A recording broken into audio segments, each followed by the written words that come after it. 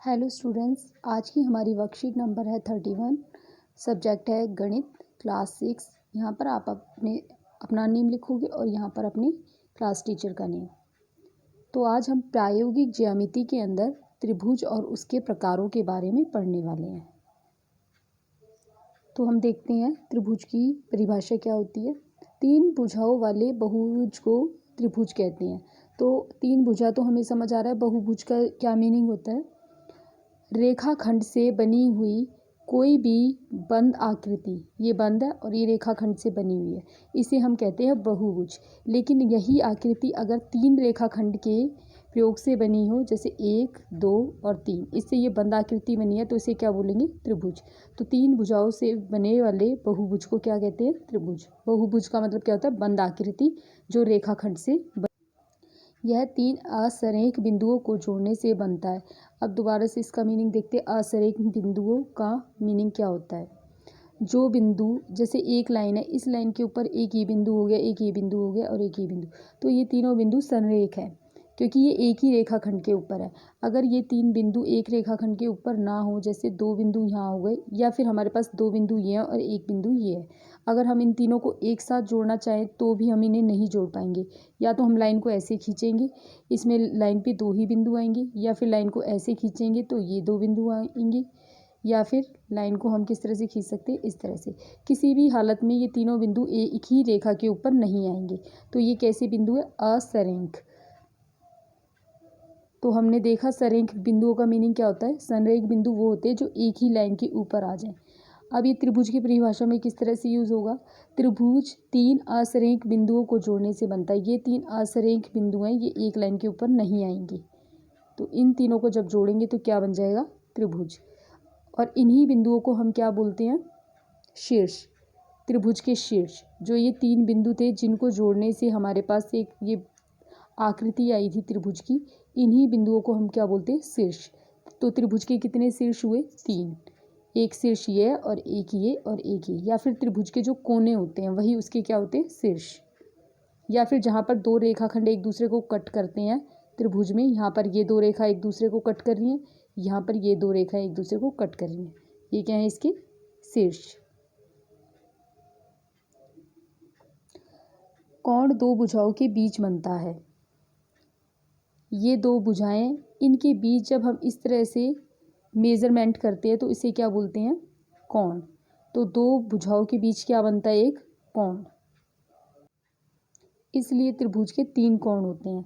तो त्रिभुज देखते हैं, हर दो भुजाओं के बीच में क्या बन रहा है? कोण। एक ये और एक ये। तो कितने कोण हुए? 3। तो हमने क्या क्या देखा? एक तो हमने त्रिभुज की परिभाषा देखी। वो बहुभुज जो 3 रेखाओं से बना होता है उसे क्या बोलते हैं? त्रिभुज। त्रिभुज के कितने शीर्ष होते हैं? 3 शीर्ष होते हैं। त्रिभुज में कितने कोण बनते हैं? 3 कोण बनते हैं। आगे है, त्रिभुज के सभी कोणों का योग 180 होता है। तो त्रिभुज में जो ये एक कोण बने हैं, इनकी कुछ ना कुछ वैल्यू भी होती होगी। तो इन तीनों को जब, इनकी जो वैल्यू होगी, इन तीनों को जब हम जोड़ेंगे तो हमेशा कितना आएगा? 180। मान लो ये एक कोण हमारा है 100 डिग्री का, तो बाकी दो कोण हमारे इस तरह से हो कि तीनों को जोड़े तो 180 बन जाए। मान लो मैंने इसे दे दिया ये 60 डिग्री है, ये हमारा 100 डिग्री है। ये ऐसे हो नहीं सकता वैसे। मान लो हमारे पास एक ये कोण है, ये हमारे पास 110 डिग्री। तो ये दो कोण हमारे पास कितने डिग्री के होंगे? और मान लो ये वाला मैंने 50 ले लिया, तो ये तीसरा आपको बताना है कितने डिग्री का होगा। तो हम कैसे निकालेंगे? 110 और 150 मिलकर बनते हैं, इन दोनों को जोड़ने पर क्या आता है हमारे पास? 160। तो इसका मतलब 180 ही तीनों कोणों का योग हो सकता है। इट मीन्स ये वाला कितने डिग्री का होगा? 20 डिग्री का। यदि त्रिभुज ABC एक त्रिभुज है तो इसे ट्राइंगल त्रिभुज ABC के रूप में दर्शाया जाता है। तो ये त्रिभुज को लिखने का तरीका है। अगर आपको एक त्रिभुज दे दिया जाता है, इसका नाम है PQR। अब अगर मैं आपको बोलती हूँ कि इसका नेम लिखो, तो आप कैसे लिखोगे? इस त्रिभुज का क्या नेम है? PQR नाम का एक त्रिभुज है। तो हमें पता है इसके 3 शीर्ष हैं, 3 शीर्ष पर हम नाम PQR रख देंगे। लेकिन हमें ये कैसे पता चलेगा एक त्रिभुज है, तो आगे हम एक आकृति लगाते हैं त्रिभुज की। तो हम इस तरह से नाम लिख सकते हैं, ये मान लो एल है, ये एम है, ये एन है, तो इस त्रिभुज का नेम क्या होगा? त्रिभुज एल एम, त्रिभुज L M N. Capital letter में लिखेंगे हमेशा, बड़ी ABCD से, एल एम एन। तो हमें त्रिभुज का नेम भी लिखना आ गया। त्रिभुज के तीनों कोणों का योग 180 होना चाहिए। त्रिभुज में कितने शीर्ष होते हैं? 3 शीर्ष होते हैं। 3 शीर्ष है, तो मान लो अगर आपसे बोला जाए इसके शीर्ष बताओ, तो आप लिखोगे ABC, तो ये गलत है। इस तरह से तो हमने त्रिभुज का नेम भी लिखा था, पर ये त्रिभुज का नेम भी पूरा नहीं है, उसके आगे हमें त्रिभुज भी लगाना था। लेकिन अब हमें अगर इसके शीर्ष लिखने हैं, तो शीर्ष में 3 शीर्ष है, तो 3 चीज़ों को हम अलग अलग लिखेंगे, तभी तो वो 3 काउंट की जाएंगी।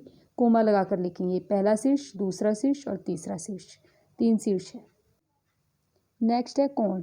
3 कोण है, तो कोण कैसे लिखेंगे? एक तो हमारा मान लो एक हमारा A शीर्ष पर बन रहा है, एक B पर, एक C पर। तो कोण को कैसे लिखेंगे कि ये कोण है? हमेशा आगे ये निशान लगाएंगे।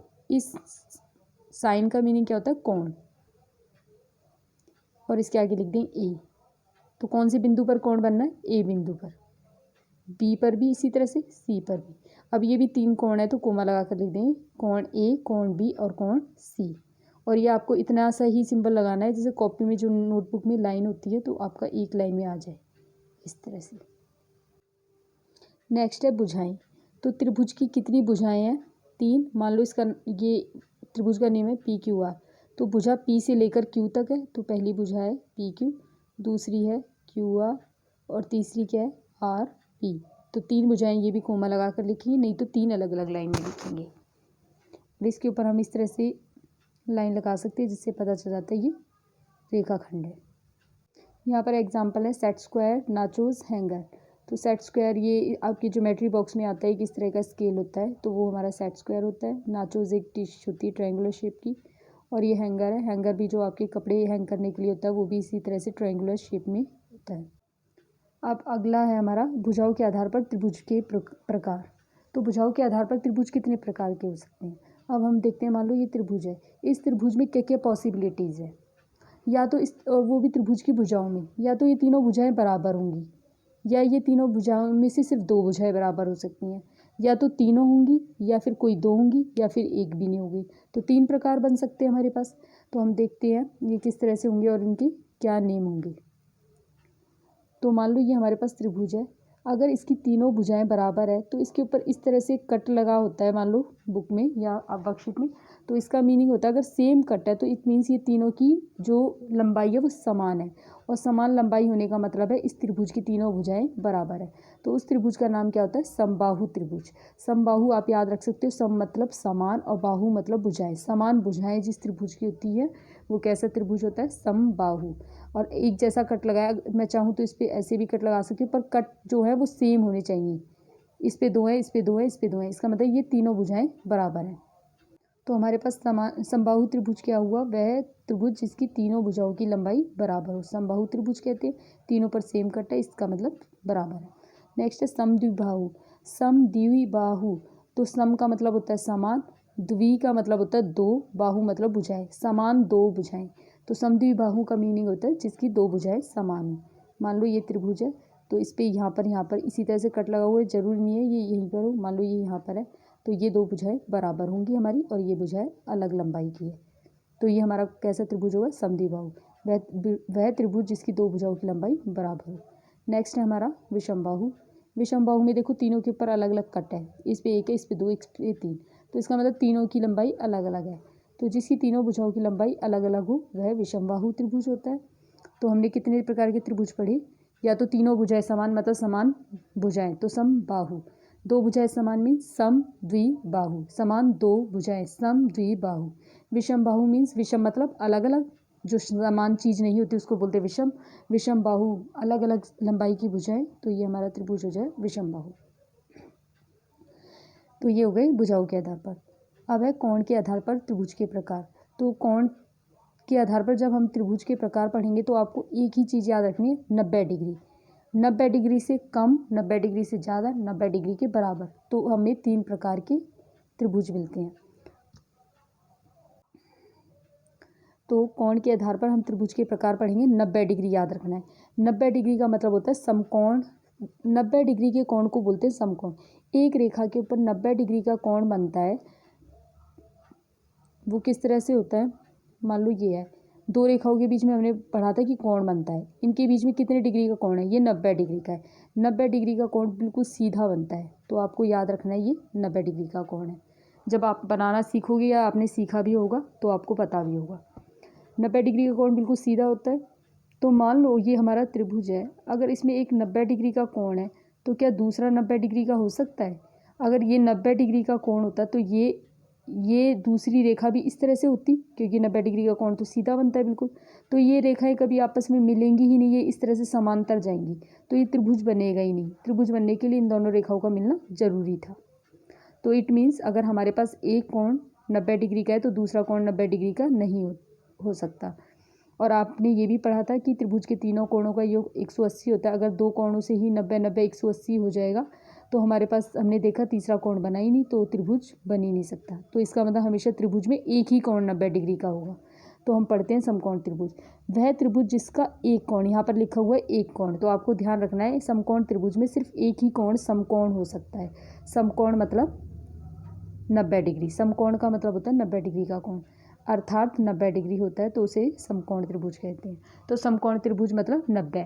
अब हमारे पास दो प्रकार और बचते हैं, या तो 90 से कम या 90 से ज़्यादा। तीनों परिभाषाएं 90 की टर्म में ही आपको याद करनी है।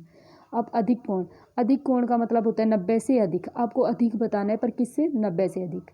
अगर त्रिभुज का एक अधिक कोण होता है या 90 से अधिक हो और 180 से कम हो तो न्यून कोण, तो उसे अधिक कोण कहते हैं। और इसमें दो न्यून कोण बनेंगे।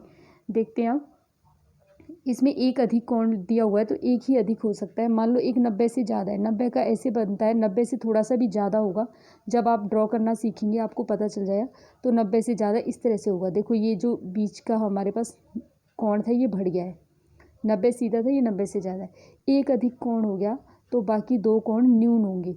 मान लो ये मेरे पास होता है 150 डिग्री का है, तो बाकी दो कोण कितने के बचेंगे। हमें पता है तीनों कोणों का टोटल 180 आना चाहिए। इसका मतलब इन दोनों को मिला के 30 डिग्री और बना सकते हैं हम। 150 और 30 180। तो मान लो ये हमारा 20 है तो ये हमारा 10 होगा। मान लो हमारे या तो दोनों 15-15 के होंगे, कुछ भी पॉसिबिलिटी है, बस दोनों का टोटल 30 आना चाहिए, तो ये 180 हो जाएगा। तो हमने देखा अगर एक कोण 90 से ज़्यादा लेते हैं तो दो कोण 90 से कम ही होंगे हर हालत में। 15-15, 10, 20, 5, 25 कुछ भी हो सकता है। तो हमने परिभाषा में भी यही पढ़ा था, अगर अधिक कोण है तो हम बोलेंगे कि सिर्फ एक कोण 90 से अधिक हो। वह त्रिभुज जिसमें एक अधिक कोण होता है और दो न्यून कोण होते हैं तो उसे क्या बोलते हैं, अधिक कोण त्रिभुज। आप चाहे तो दो न्यून कोण ना भी लिखें, आप बस ये भी लिख देंगे कि उसमें एक अधिक कोण होगा तो भी वह कैसा त्रिभुज होगा, अधिक कोण त्रिभुज। न्यून कोण, न्यून कोण वो होता है, न्यून का मतलब होता है कम। तो न्यून कोण में क्या होगा, कोण न्यून होनी चाहिए कम, पर किससे, 90 से कम। वह त्रिभुज जिसके तीनों कोण न्यून हो। अगर तीनों कोण न्यून है, यहाँ पर हम तीनों कोण बताएंगे, तीनों कोण न्यून होंगे तो ही कैसा होगा, न्यून कोण। मान लो ये हमारे पास त्रिभुज है, एक 60 है, दूसरा भी 60 है, मान लो तीसरा भी 60 है, तो तीनों 60 के हो गए। 90 से तीनों कम है तो ये कैसा त्रिभुज होगा, न्यून कोण। जरूरी नहीं है बराबर ही हो, अलग अलग भी हो सकते हैं।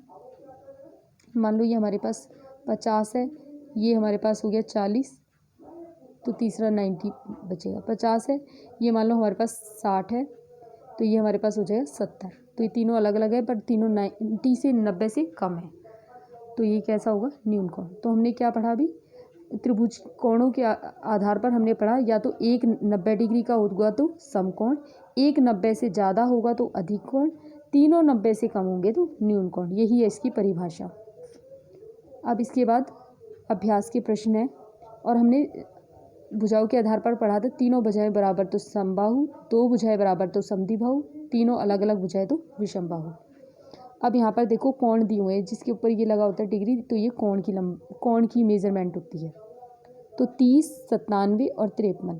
तो हम देखेंगे, हमने परिभाषा पढ़ी थी 90 की टर्म में, 90 से कम, 90 से ज़्यादा, ये 90 के बराबर।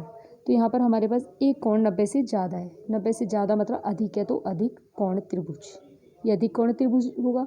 इसमें 3, 4, 7, इसमें भुजाओं की लंबाई, इट मीन्स ये भुजाओं के आधार पर बताना है। 3 4 7, क्या तीनों भुजाएं बराबर है? क्या दो भुजाएं बराबर है या तीनों अलग अलग है? अलग अलग है तो विषम है तो विषम बाहु। नेक्स्ट है 64 28 88, क्या तीनों भुजाएं 90, तीनों कोण जो है कोण दिए हुए हैं 90 से कम है? यस, 64 भी 28 भी 88 तीनों 90 से कम है तो हमारा कैसा त्रिभुज होगा? न्यून। न्यून मतलब कम, न्यून कोण त्रिभुज। नेक्स्ट है 143 25 और 12 डिग्री। तो 143 हमें पता चला है 90 से ज़्यादा है, तो कैसा त्रिभुज होगा ये?